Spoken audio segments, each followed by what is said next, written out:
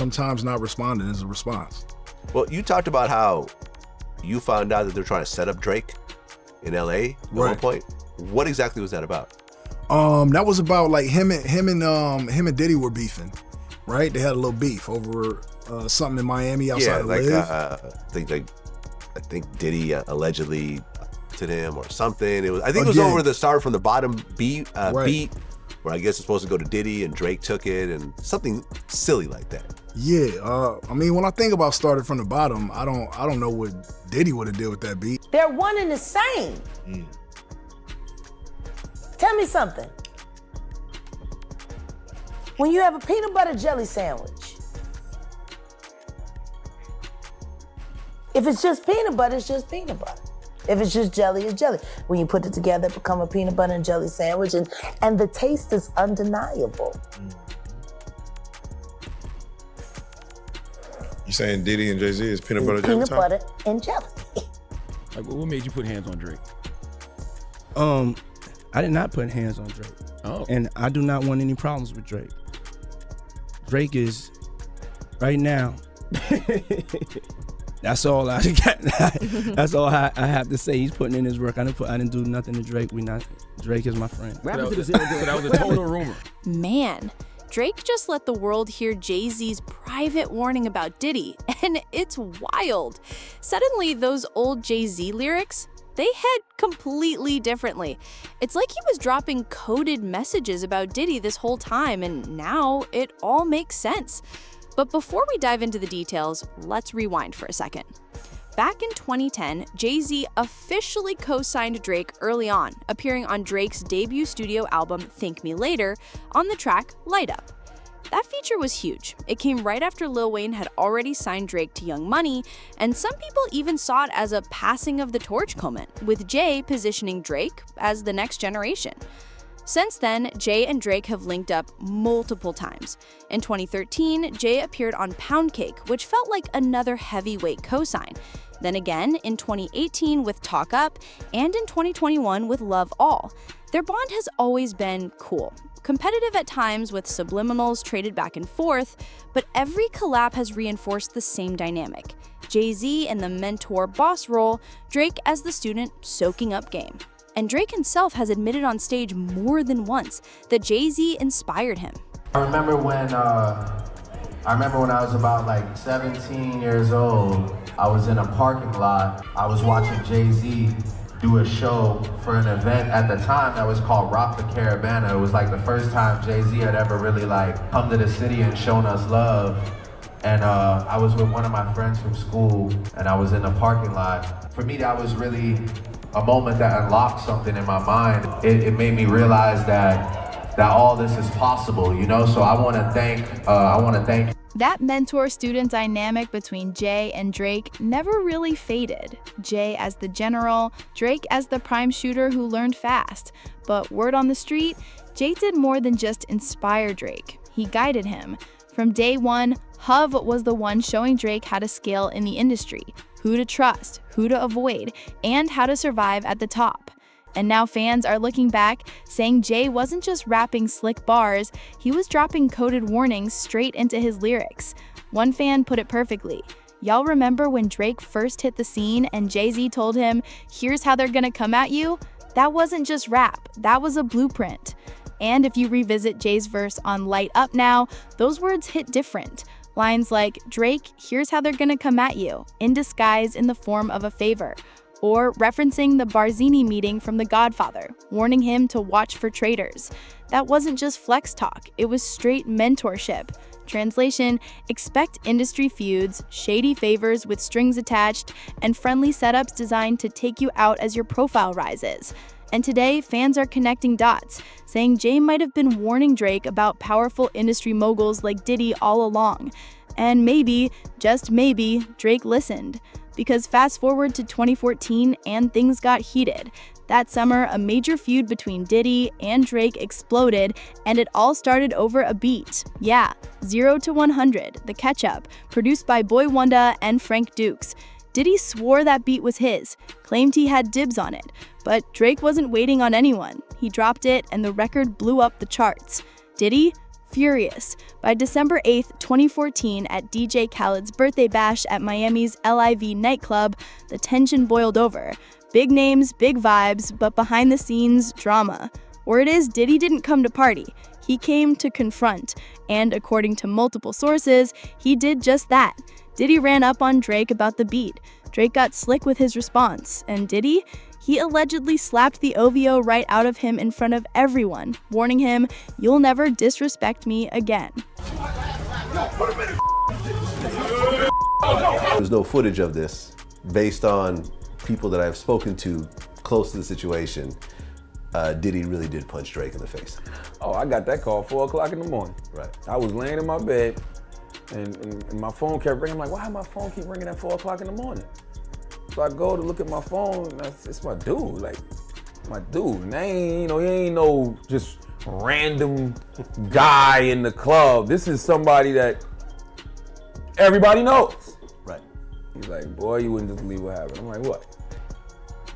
Diddy just slapped Drake. Puffy for so long and having dealings with him. What was the first thing you thought when you heard the story about him allegedly punching Drake? He said, "F it." Drake, I actually thought Drake must have said something wrong to him or something, or did something, or tried to play him, or something must have happened. I actually really didn't, I kind of just laughed. Word on the street was this beef wasn't just about a beat. It ran deeper. Power, ego, control, and industry politics. In hip-hop, those lines blur quick. A track can spark a chart war, but behind the scenes, it's about who holds influence, who controls the room, and who gets to call the shots. And it wasn't just quiet whispers. Even 50 Cent chimed in, loudly. He made it clear he saw the tension between Diddy and Drake as bigger than music. In classic 50 style, he cracked jokes, threw shade, and stirred the pot, but his point was sharp. This was about positioning. Drake was ascending, and Diddy, already a powerful mogul, wasn't about to let someone young and unstoppable take shine without a fight. To many, the altercation in Miami was a public crack in the industry facade, showing fans that the battles we see on the charts often run parallel to battles for dominance in boardrooms and nightclubs. And suddenly, Jay-Z's cryptic mentor warnings about watching for snakes, favors with strings attached, and hidden traitors, they looked less like metaphor and more like prophecy. Puff can't hear a hit? That's kind of crazy. He still hear things from back then, that time. Oh, got you now. Right. Okay. Got you. He can't buy the right. He can't. You play it for him right now, and it's hot. He can't buy it. This is why he's fighting Drake. When you hit Drake, because he used the beat that he didn't actually use. 0 to 100. Right, you see what I'm saying? So if he heard it, and then he heard Drake use it, but it wasn't a hit yet until Drake put the lines on it. And he's upset about that because he can't hear it, but he felt like he took something from him.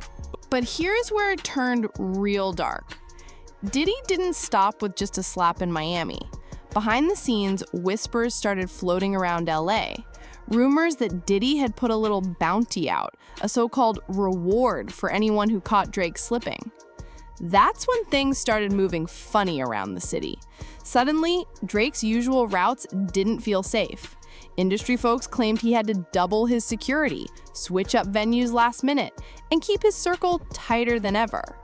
People in LA nightlife whispered that the tension wasn't just rap beef anymore, it was personal, with real consequences waiting if the wrong person got too close. And this is exactly the type of danger Jay-Z seemed to warn him about years before. Not just shady deals or fake smiles, but powerful men with resources who could flip a music dispute into something way more sinister. Sometimes not responding is a response. Well, you talked about how you found out that they're trying to set up Drake in LA at one point. What exactly was that about? That was about like him and Diddy were beefing, right? They had a little beef over something in Miami outside of Liv. I think Diddy allegedly to him or something. I think it was over the Start from the Bottom beat, where I guess it's supposed to go to Diddy and Drake took it and something silly like that. Yeah, I mean, when I think about Started from the Bottom, I don't know what Diddy would have done. But folks say Drake already saw this storm coming. Word is, Hav had told him early, stay careful, stay smart. The industry ain't always what it looks like. And Drake took that advice seriously, so he linked up with Muscle. Not just anyone, but the Game, the Compton Bulldog himself. Game wasn't just a rapper, he was tapped in, certified, and respected in the city. Diddy had clout, no doubt, but Game had reach. And when things get physical, reach beats clout every time. And that reach may have saved Drake, allegedly.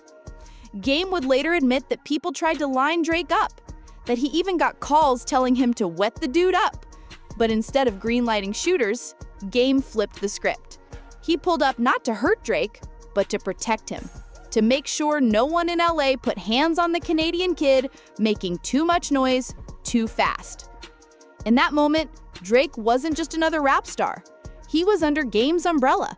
And in a city like Los Angeles, that meant untouchable. Directly, but LA get tricky. So, you know, when there are beefs and they are here, no matter who it is, like there's certain people that are gonna get called, and I'm one of those people. So, you know, I had privy, you know, Drake to a little information. Like I said, I don't know where it came from, but I always, you know, it's like my brother. So I hit him. I told him like, yo, this is what it is, but I got you. You know, we over here, and I'm pretty heavy. So, you know. But insiders say Drake already saw the storm coming. Word is, Hav had warned him early on, stay careful, stay smart. This industry ain't always what it looks like. And Drake, he took that to heart. So he linked up with Muscle. Not just anyone, but the Game, the Compton Bulldog himself. Game wasn't just a rapper, he was tapped in, certified, and deeply respected in Los Angeles. Diddy had clout, no question, but Game had reach. And in the streets, when things turn physical, reach will always beat clout. That reach might have been what saved Drake, allegedly. Game later admitted that people had hit him up, trying to line Drake up. Some even told him straight up to wet the dude up. But instead of greenlighting the shooters, Game flipped the script. He showed up not to hurt Drake, but to protect him, to make sure nobody in LA laid a hand on the Canadian kid who was making too much noise too fast. In that moment, Drake wasn't just another rising rap star. He was under Game's umbrella. And in Los Angeles, that meant one thing: untouchable. What made you put hands on Drake? I did not put hands on Drake.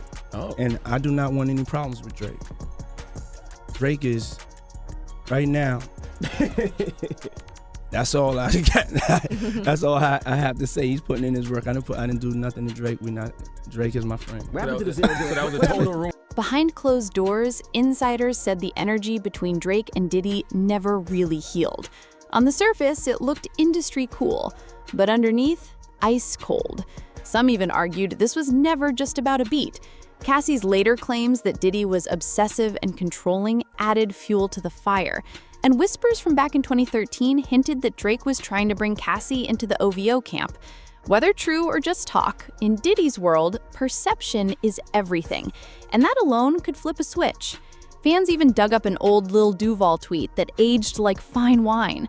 I heard Diddy swung on Drake in Miami for saying hello to Cassie. Back then, it sounded like a joke. Now, that line hits different. Meanwhile, Drake did what he always does. He put the smoke in the music. Run back 4 p.m. in Calabasas, and it plays like a veiled broadcast. All you self-promoters are janky. Even the OGs trying to press me. Little jabs, big targets. He even mocked Diddy's classic, take that, a wink the whole block understood. At the time, people shrugged it off. Today, the dots connect. The tension, the flexes, the pressure plays, it was always there, hidden in plain sight. Drake and Game do a song. What about it? And Drake comes to Compton to shoot the video. 100. He shot it on Brazil and Wimbledon. What all happened during that video? What was that? He pulled up, Drake gave us love, Thunder cleared it for me, didn't charge me, Drake didn't charge for the burst. Drake actually brought this film crew to film it for us. That's what he wanted to do. We was on the famous Brazil and Wimbledon shooting it, you know, in the canal. We had to move blocks. And you know, when we move blocks, we send the little homies to do what they need to do.